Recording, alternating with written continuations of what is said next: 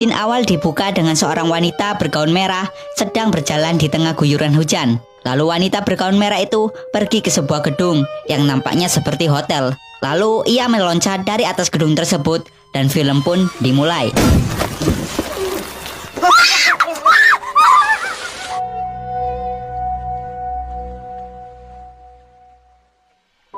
Kemudian film ini dibuka kembali dengan menyorot seorang ayah bernama Wungsul, di mana dirinya tengah membaca sebuah surat. Dan setelah mengetahui isi surat tersebut, yang mengatakan bahwa sang anak diterima masuk ke sebuah sekolahan seni bergengsi di Seoul. Dirinya yang tampak sangat bahagia ini sesegera mungkin berlari menuju sebuah gereja untuk memberitahu kabar tersebut kepada sang anak, di mana anaknya yang bernama Jaya tengah berlatih vokal di sana.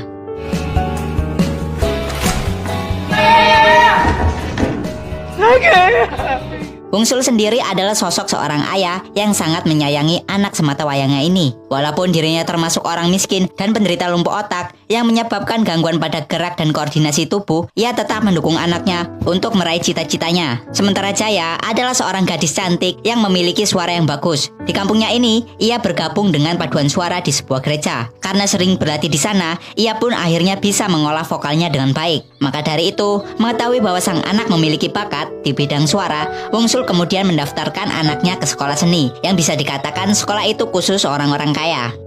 Singkat cerita, mereka pun pergi ke Seoul. Jaya dan ayahnya tinggal di sebuah rumah yang kecil dengan satu kamar untuk Jaya, sementara ayahnya tidur di ruang tamu. Walaupun dengan kondisi seperti ini, mereka tetap kompak.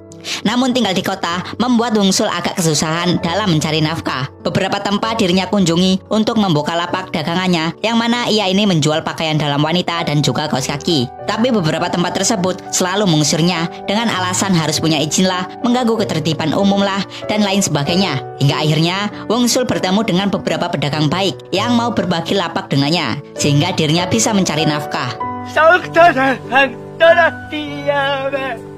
Sementara itu, Jaya yang sudah mulai bersekolah mulai mendapatkan intimidasi oleh 3 orang siswi perempuan di kelas itu yang bernama Hyunjung, Bora, dan Sunyong, yang ternyata rata-rata anak kelas tersebut berasal dari sekolah yang sama. Makanya terlihat beberapa murid sudah membentuk geng masing-masing. Jaya yang diusir dari tempat duduknya tersebut akhirnya pindah dan duduk di samping seorang siswi perempuan bernama Min Kyung, yang rupanya ia adalah salah satu target bully dari Hensun dan lainnya. Nah, di hari pertama bersekolah inilah kelas tersebut sudah mulai membentuk sebuah kelompok paduan suara yang diketuai oleh Yunjung, yang merupakan kakak tingkat Jaya. Dibantu oleh seorang guru pengajar di sekolah tersebut, Yunjung mulai mengetes vokal dari setiap anak yang ada di kelas itu.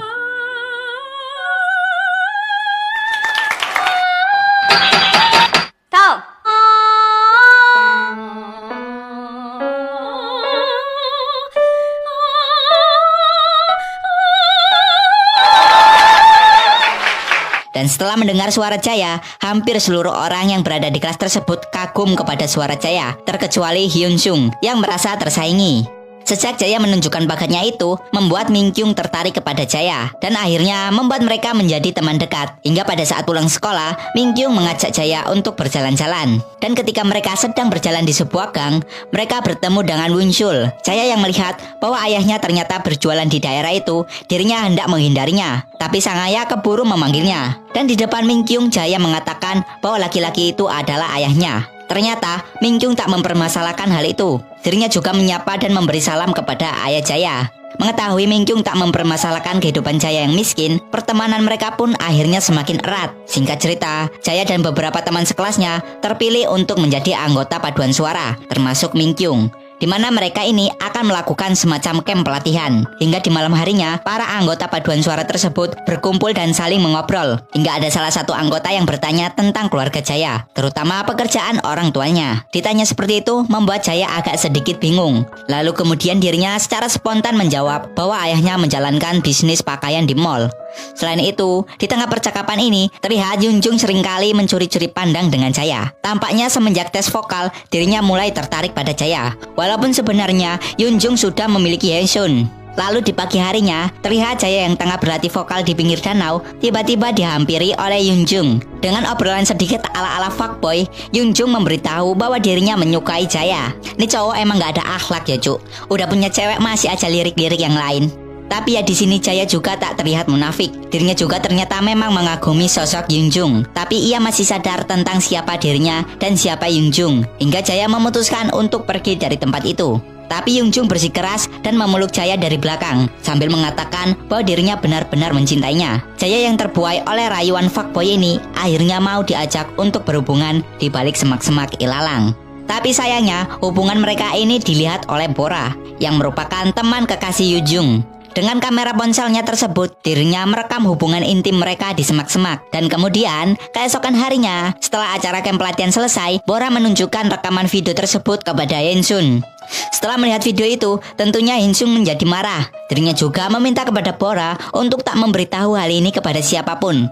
Dan dari masalah ini, Hinsun dan teman-temannya mulai mencari kelemahan Jaya, di mana mereka membuli dan memaksa Minkyung untuk mengatakan rahasia Jaya. Karena Minkyung merasa terintimidasi oleh Hinsun dan lainnya, terpaksa dirinya membawa mereka semua ke tempat ayah Jaya berjualan. Terlihat juga di sana ada Jaya yang sedang membantu ayahnya. Dari hal ini, Yunjung memberitahu tentang kondisi keluarga Jaya yang bisa dikatakan golongan kelas bawah lah kepada Yunjung. Yang rupanya Yunjung ini adalah tipikal fuckboy parah men. Dimana ketika ia tahu bahwa Jaya adalah orang dari kelas bawah, ia tak segan untuk melabrak Jaya di rumahnya dan bahkan menghinanya. Dirinya juga mengatakan bahwa ia menyesal melakukan hubungan intim dengannya. Lalu Yunjung menyalakan sebuah rokok, kemudian putung rokok tersebut dirinya tempelkan kepada tubuh Jaya. Dan setelah melakukan hal itu, ia pun pergi.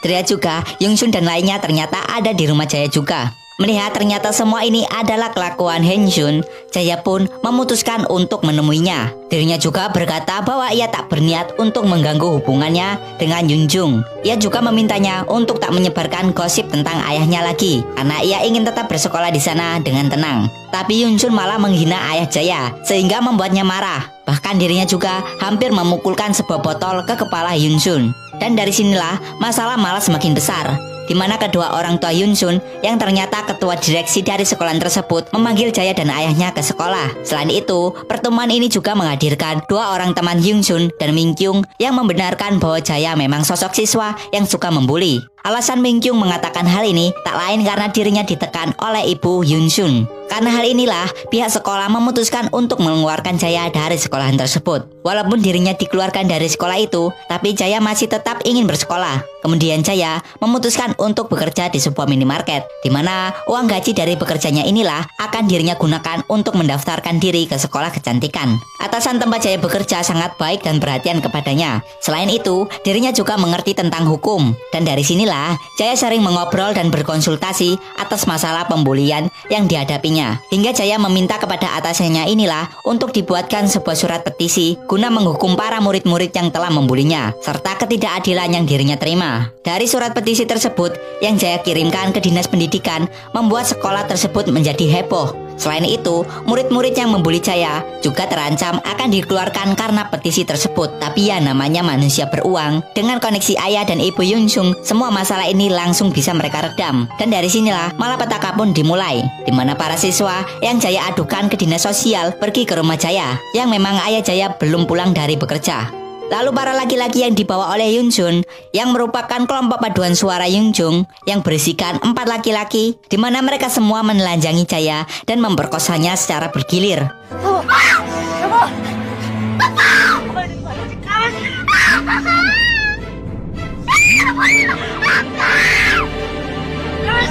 Parahnya lagi, mereka juga memvideokan aksinya ini. Dari video tersebut digunakan Yunsun untuk mengancam dan menekan Jaya. Dirinya juga tak segan untuk mengirimkan video ini kepada ayahnya jika dirinya masih berani dan tak mau menuruti perintahnya. Dan semenjak malam itulah, kehidupan Jaya seolah berubah bak seperti sebuah neraka, di mana Jaya dijadikan bahan pelampiasan oleh para laki-laki. Dan bahkan terkadang dirinya juga harus menerima perlakuan kasar dari mereka. Sebenarnya Jaya ingin sekali lari dan pergi dari kota tersebut, tapi dirinya selalu memikirkan jika video tersebut sampai dilihat oleh ayahnya. Maka dari itulah Jaya selalu menguatkan mental dan perasaannya. Bahkan terkadang Jaya harus melayani om-om karena ternyata dirinya juga dijual oleh Yunsun. Penderitaan yang dialami oleh Jaya sebenarnya sangat berat.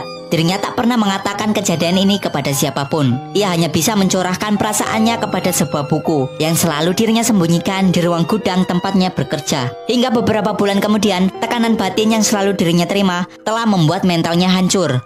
yang membuatnya mengambil jalan pintas untuk mengakhiri hidupnya dengan loncat dari sebuah kamar hotel. Singkat cerita, setelah 6 bulan sejak kematian Jaya, sang ayah yang memang tidak tahu alasan serta motif Jaya melakukan bunuh diri, tiba-tiba dihampiri mantan atasan tempat Jaya bekerja dulu. Rupanya, ia pergi menghampiri ayah Jaya, ingin memberikan sebuah buku harian milik anaknya yang ia temukan di gudang. Sang ayah yang menerima buku itu langsung membaca tulisan dari anak tercintanya. Ia membaca satu persatu dari setiap halaman buku tersebut yang menceritakan kenyataan pahit yang harus anaknya terima. Membaca tulisan dari anak tercintanya ini membuatnya seolah ia ada di sana dan menyaksikan penyiksaan dan pelecehan terhadap anaknya, di mana buku tersebut menjelaskan setiap detail penderitaan yang harus dirinya lalui setiap hari, mulai dari penyiksaan, penghinaan, sampai pelecehan.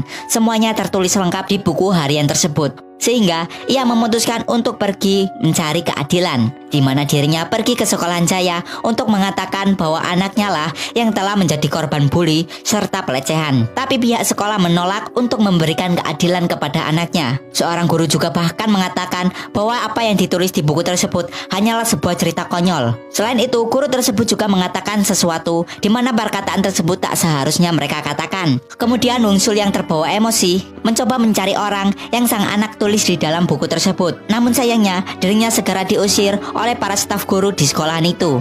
Setelah tak memperoleh keadilan di sekolah, dirinya lalu pergi ke sebuah kantor polisi, di mana di sana ia berharap adanya keadilan dari kejahatan yang dialami oleh anaknya. Tapi hal tersebut sama saja, di mana polisi tak bisa menangani kasus ini karena tidak ada bukti ataupun saksi yang membenarkan semua cerita dari buku harian milik sang anak. Tentunya semua ketidakadilan tersebut membuatnya merasa sangat sedih. Hingga di malam harinya, Minkyung yang tergerak dari upaya ayah Jaya yang mencari para pelaku di sekolahnya membuatnya memberanikan diri untuk mengatakan kebenaran, di mana ia berkata bahwa semua cerita yang tertulis di buku tersebut semuanya benar. Dirinya juga meminta maaf kepada ayah Jaya karena ia baru berani mengatakan hal ini sekarang. Setelah mendengar semua perkataan Minkyung yang membenarkan isi buku harian anaknya, dirinya menetapkan hati untuk melakukan sebuah balas dendam untuk menghukum orang-orang yang membuat hidup anaknya hancur.